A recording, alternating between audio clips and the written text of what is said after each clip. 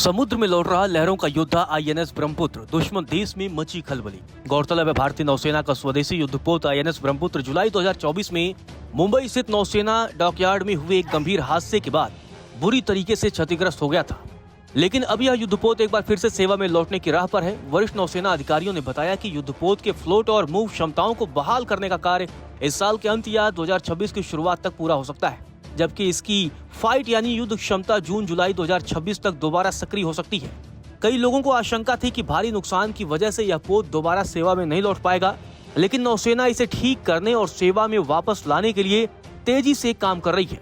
नौसेना के एक अधिकारी ने बताया कि नौसेना डॉकयार्ड में युद्धपोत की मरम्मत तेजी से चल रही है, उसे फिर से समुद्र में चलने लायक बनाना प्राथमिकता है। गौरतलब है 21 जुलाई 2024 को नौसेना डॉकयार्ड में खड़े 3850 टन वजनी आईएनएस ब्रह्मपुत्र पर आग लग गई थी। आग बुझाने के लिए बड़े पैमाने पर पानी पंप किया गया, जिससे युद्धपोत झुककर पलट गया।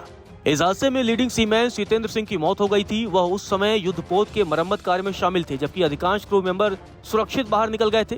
कुछ ने समुद्र में छलांग लगाकर जान बचाई, लेकिन सितेंद्र सिंह डूब गए।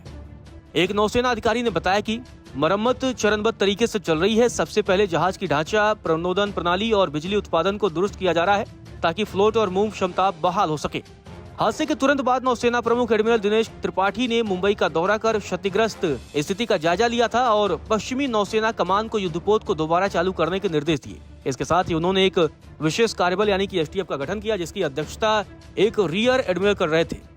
एसटीएफ ने नौसेना के जहाजों से जुड़े सुरक्षा और संचालन मानकों पर अपनी रिपोर्ट सौंप दी है। इस रिपोर्ट की सिफारिशों को सभी नौसेना कमानों और इकाइयों को जारी कर शीघ्र अमल के निर्देश दिए गए हैं। अप्रैल 2025 में हुई नौसेना कमांडर्स की 4 दिवसीय कॉन्फ्रेंस में भी सुरक्षा एक अहम मुद्दा रहा। इस दौरान एसटीएफ की रिपोर्ट के आधार पर उठाए गए कदमों की समीक्षा की गई। हालांकि रिपोर्ट आने के बाद भी 2 और दुर्घटनाएं घट चुकी हैं। नमस्कार, मैं हूं मानक गुप्ता।